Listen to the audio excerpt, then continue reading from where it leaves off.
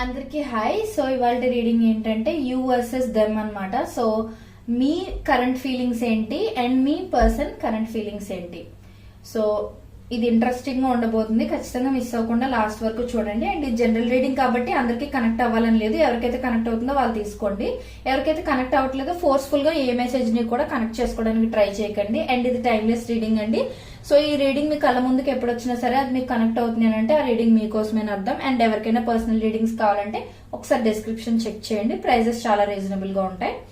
And ఇప్పుడు మనం వీడియోలోకి వెళ్ళిపోదాం. అండ్ వీడియో మొత్తం కంప్లీట్ అయిన తర్వాత ఈ ఎనర్జీ మొత్తం, మీరు ఈ పాజిటివ్ ఎనర్జీ ఏదైతే ఉంటుందో అది మొత్తం మీరు క్లెయిమ్ చేసుకోవాలి అని అనుకుంటే ఈ వీడియో అయిన తర్వాత ఒక లైక్ ఇచ్చి I claim this positive energy అని ఖచ్చితంగా కమెంట్ చేయడం మాత్రం మర్చిపోకండి. సో ఇప్పుడు మనం వీడియోలోకి వెళ్ళిపోదాం. ఫస్ట్, what are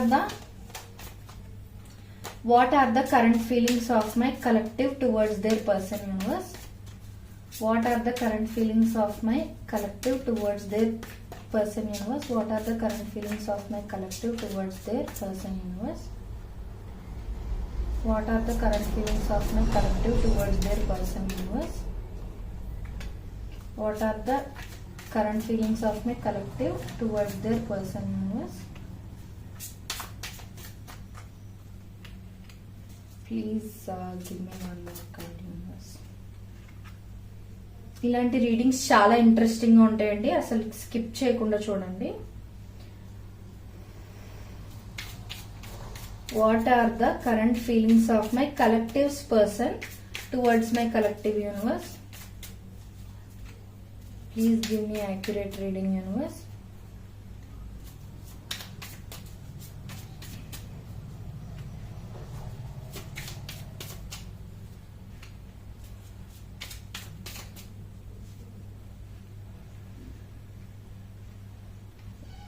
ఓకే,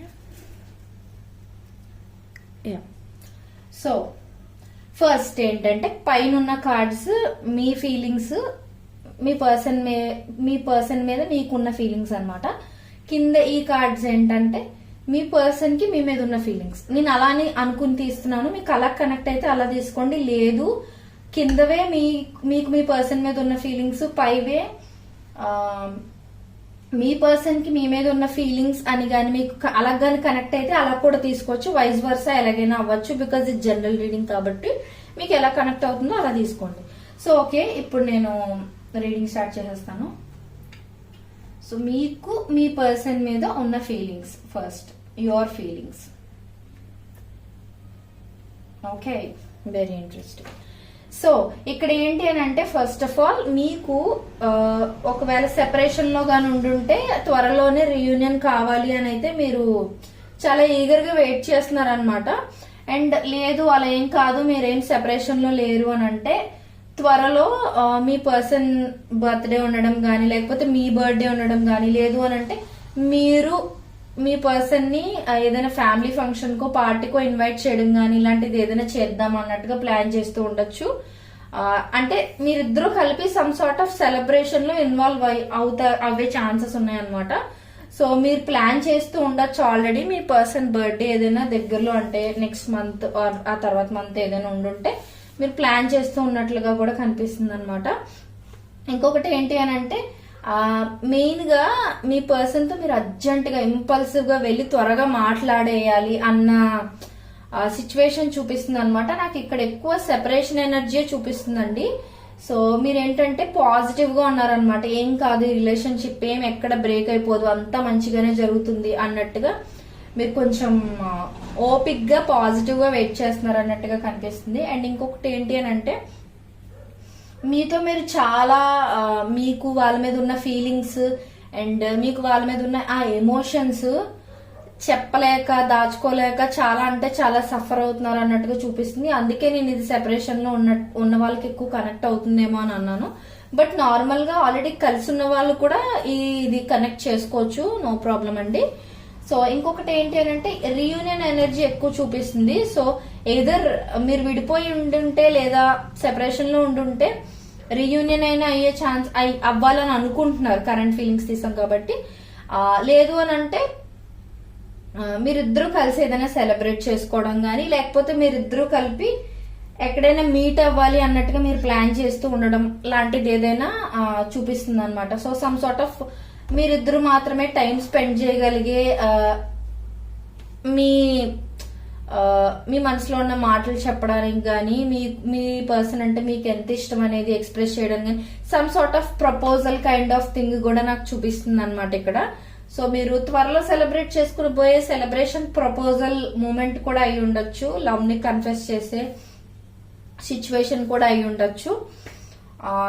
ఇది మీ feelings. Bottom of the deck కూడా చూద్దాం మనం. మీకు చాలా రొమాంటిక్ ఫీలింగ్స్ ఉన్నాయి మీ పర్సన్ మీద. And too much fiery energy అన్నమాట. సో ఖచ్చితంగా సమ్ సార్ట్ ఆఫ్ సెపరేషన్ అయితే నాకు చూపిస్తుంది. సో మేబీ ఈ సెపరేషన్ మీకు ఇష్టం ఉండి ఉండకపోవచ్చు, కానీ తప్పదు అన్నట్టుగా సెపరేట్ అయినట్టుగా నాకు చూపిస్తుంది. బట్ మీరు ఏంటంటే మీ పర్సన్ ని దూరం నుంచి ఉన్నా సరే అబ్జర్వ్ చేయడం అనేది అయితే నాకు చూపిస్తుంది. మీరు ఎక్కువ మీ ఇంట్యూషన్ ని ట్రస్ట్ చేయడం, కొంచెం ఐసోలేటెడ్ గా అంటే సింగిల్ గా ఉండి మీ పర్సన్ గురించి ఎక్కువ చించుకోవడం అనేది ఇష్టపడుతున్నారు మీరు అనేది చూపిస్తుంది అనమాట. అంటే సింగిల్ గా మీరు కూర్చుని లోన్లీగా కూర్చుని మీ పర్సన్ గురించి ఎక్కువ ఆలోచించుకోవడం అనేది మీకు నచ్చుతుంది అన్నట్టుగా, ఆ టైం బాగుంది మీకు అన్నట్టుగా చూపిస్తుంది అనమాట.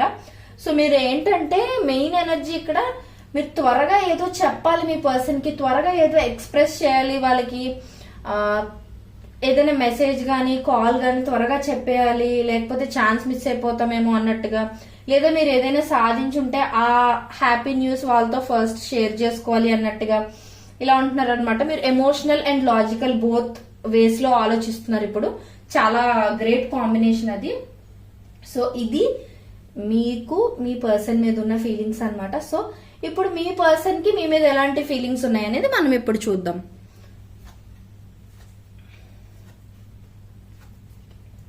ఓ మై గాడ్, ఇక్కడ నేను చెప్తే మీరు నమ్మరు. 2-3 కార్డ్స్ రిపీట్ అయినాయి ఆల్రెడీ. ఈ కార్డ్ అండ్ ఈ కార్డ్ రిపీట్ అయినాయి. సో మీ ఇద్దరి మధ్య సెపరేషన్ అయితే నాకు కొంచెం స్ట్రాంగ్ గా కనిపిస్తుంది. ఎందుకంటే మీ పర్సన్ కూడా ఆ ఎనర్జీ ఫేస్ చేస్తున్నారు కాబట్టి.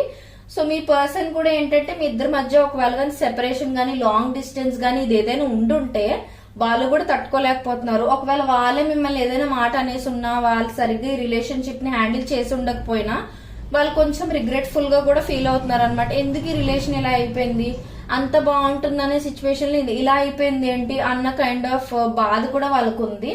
కానీ వాళ్ళు ఎలా ఫీల్ అవుతున్నారంటే మేబీ ఇది ఫేట్ చేస్తున్న ప్లాన్ ఏమో ఇది మొత్తం, అంటే తలరాతలో ఇలా ఉందేమో, మేము ఇప్పుడు ఇలా విడిపోవాలి అని రాసి పెట్టుందేమో, అందుకే మేము విడిపోయామేమో అన్నట్టుగా కూడా మీ పర్సన్ ఆలోచిస్తున్నారు అన్నట్టుగా చూపిస్తుంది. సో మేబీ ఈ సైకిల్ ఎండ్ అయ్యే వరకు వెయిట్ చేయాలేమో, ఇది ట్రాన్స్ఫర్మేషన్ ఫేజ్ ఏమో అన్నట్టుగా కూడా చూపిస్తుంది. ఇంకొంతమందికి ఏంటి అని అంటే మీ పర్సన్ ట్రావెల్ చేసి మీ దగ్గరికి రావాలి అనే థాట్ లో ఉన్నారు. అంటే వాళ్ళు ట్రావెల్ చేసేయాలని అనుకోవట్లేదు, జస్ట్ ఆ థాట్ లో ఉన్నారు. ట్రావెల్ చేసి వాళ్ళ దగ్గరికి వెళ్తే బాగుండు, మీట్ అయితే బాగుండు, మాట్లాడితే బాగుండు అని.